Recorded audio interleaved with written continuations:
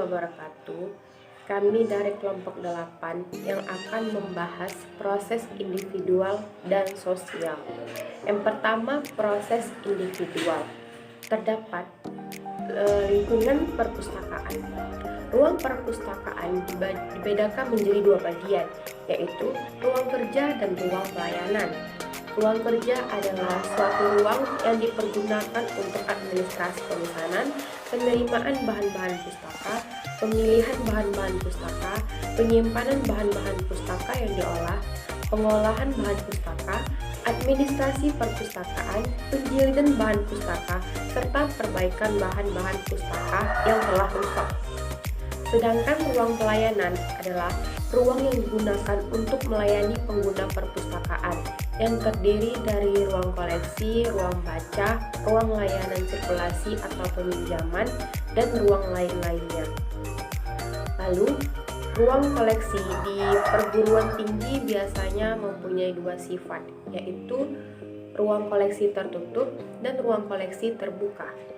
Ruang koleksi tertutup adalah ruang koleksi yang dimana hanya petugas yang bisa memasukinya. Contohnya skripsi, tesis, dan disertasi. Sedangkan ruang koleksi terbuka adalah ruang yang memungkinkan pengguna perpustakaan bisa untuk memilih sendiri koleksi perpustakaan yang dibutuhkannya. Contohnya ruang referensi dan ruang koleksi umum seperti majalah, surat kabar, clipping, dan brosur. Ruang baca adalah suatu ruang di dalam perpustakaan yang diperbolehkan untuk membaca, yang dimana ruang baca perpustakaan tersebut diusahakan harus dekat dengan ruang koleksi bersamaan dengan meja agar bisa membaca lebih dekat dengan rak tersebut.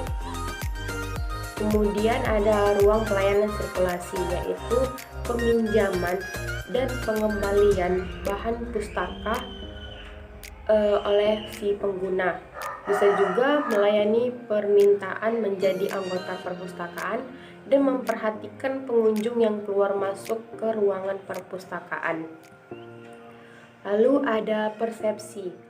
Persepsi dapat didefinisikan sebagai suatu proses membuat penilaian atau membangun kesan mengenai berbagai macam hal yang terdapat di dalam lapangan penginderaan seseorang.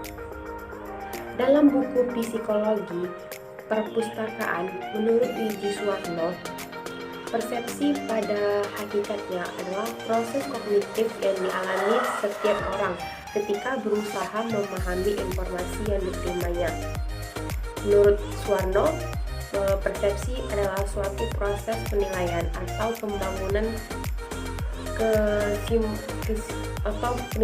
pembangunan. Jadi dapat disimpulkan bahwa persepsi tersebut yaitu pendapat seseorang yang terjadi jika ada rangsangan dari luar tentang suatu objek atau peristiwa dalam membuat penafsiran atau mempunyai kesan yang berkaitan dengan objek tertentu. Terus pemustaka merupakan orang yang dimana menggunakan fasilitas dan layanan yang ada di perpustakaan. Jadi perpustakaan dapat dikatakan berhasil mencapai tujuannya jika terdapat pemustaka yang memanfaatkan fasilitas dan layanan yang ada. Semakin banyak pemustaka yang memanfaatkan, semakin dapat dikatakan perpustakaan tersebut maju dan berkembang.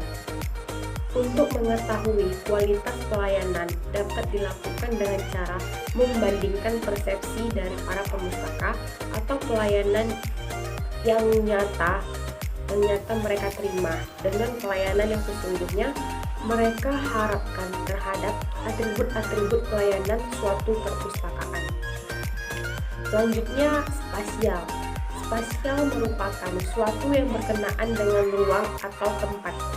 Kemampuan spasial adalah kemampuan seseorang untuk menangkap ruang dengan segala implikasinya.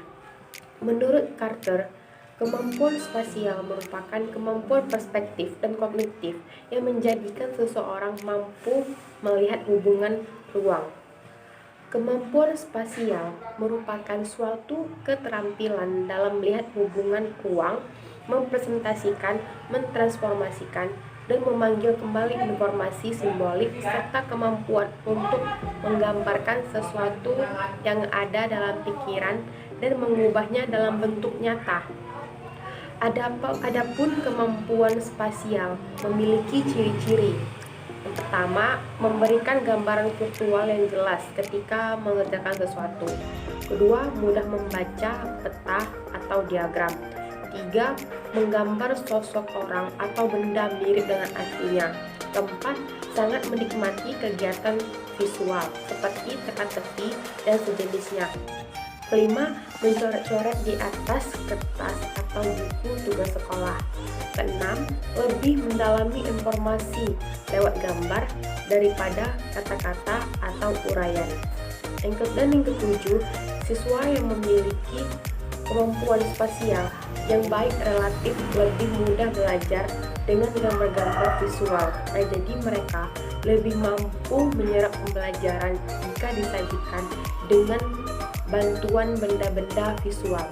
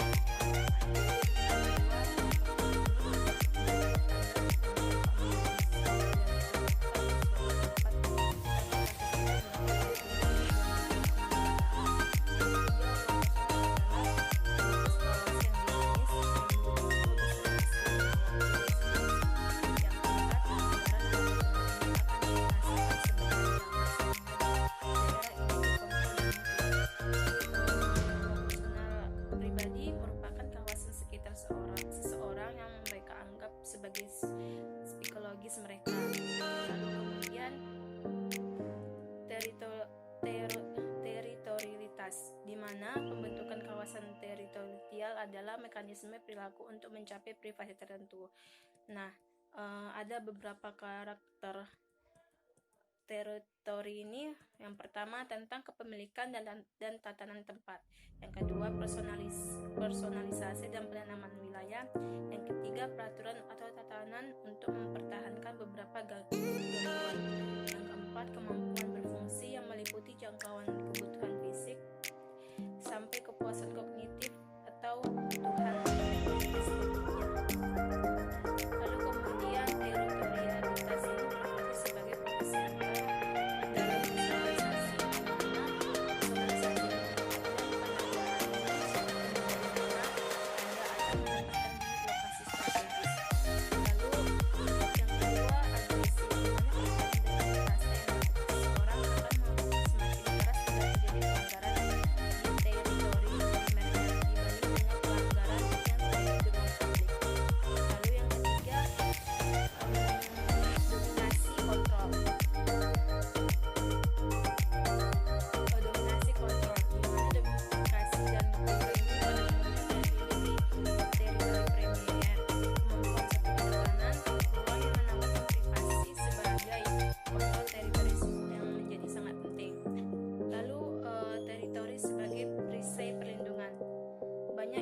atau kelompok rela melakukan tindakan agresi demi melindungi teritorinya, maka kelihatannya teritori tersebut memiliki beberapa keuntungan atau hal yang dengan dianggap penting. Baiklah, beberapa materi akan saya jelaskan dalam video ini. Yang pertama ada kesesakan dan kepadatan. Bentuk lain dari persepsi terhadap lingkungan adalah kesesakan yang mana terdapat hubungan dengan kepadatan, yaitu banyaknya jumlah manusia dalam suatu batas ruangan tertentu. Makin banyak jumlah manusia berbanding luasnya ruangan, makin padatlah keadaannya. Menurut Gifford, menyatakan bahwa aspek-aspek kesesakan. Yang pertama ada aspek situasional, meliputi banyaknya orang yang saling berdekatan, hambatan dalam tujuan atau pekerjaan karena banyaknya orang-orang di sekitar. Yang kedua ada aspek behavioral, menjaga jarak dari tindakan agresi dengan menggunakan respon yang halus seperti meninggalkan tempat kejadian, meliputi bentuk-bentuk reaksi individu yang berkisar antara agresi berlebihan sehingga respon yang lebih ringan seperti meninggalkan tempat. Yang ketiga ada aspek emosional. Kesesakan merupakan suatu pengalaman yang subjektif dan muncul sebagai akibat reaksi negatif terhadap orang lain dan perasaan positif terhadap situasi tersebut. Adapun faktor yang mempengaruhi kesesakan. Yang pertama ada faktor lingkungan, meliputi faktor fisik. Faktor fisik ini meliputi dimensi tempat, densitas, dan suasana ruang atau tempat. Kemudian ada faktor sosial. Faktor sosial meliputi norma, kultur, dan adat istiadat. Yang kedua ada faktor situasional, meliputi karakteristik hubungan antar individu, lama, serta intensitas kontak. Yang ketiga, faktor intrapersonal, meliputi karakteristik dari seseorang seperti usia, jenis kelamin, pendidikan, pengalaman, dan sikap. Privasi